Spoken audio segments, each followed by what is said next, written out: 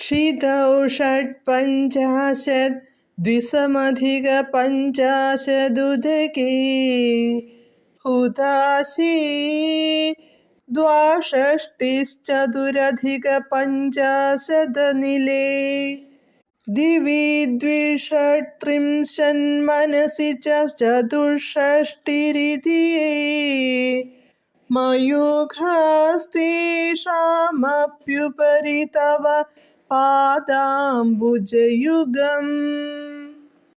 പദാനുപദം.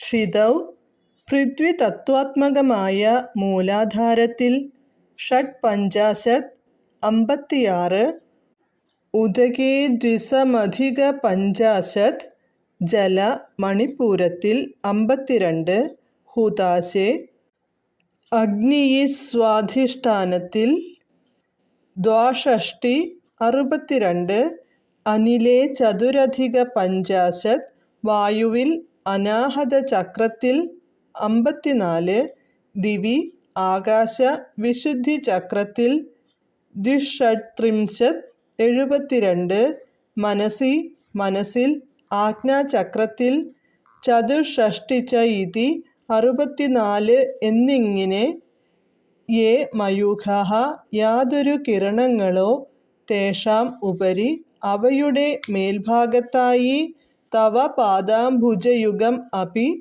ഭവതിയുടെ പൊൽത്താരടിയിണകൾ സ്ഥിതി ചെയ്യുന്നു. വിവർത്തനം. സ്വാധിഷ്ഠാന ചക്രത്തിൽ സ്ഥിതി ചെയ്യുന്ന അഗ്നിയുടെ കിരണങ്ങൾ 108, അതിൽ 56 പൃഥ്വി തത്വാത്മകമായ മൂലാധാരത്തിലും 52 മണിപ്പൂരത്തിലും ആകുന്നു.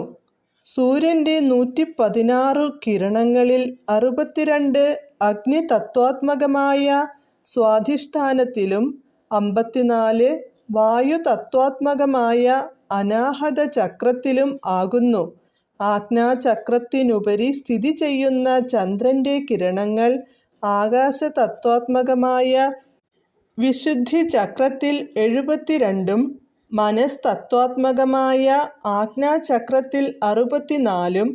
ഇപ്രകാരം മൂലാധാരാധിഷ്ഠ ചക്രങ്ങളിൽ വിളങ്ങുന്ന 360 കിരണങ്ങൾക്കും മേൽഭാഗത്തായി ഭവതിയുടെ പൊൽത്താരടിയിണകൾ സ്ഥിതി ചെയ്യുന്നു. ജയ ജയ ശ്രീ രാധേശ്യാം.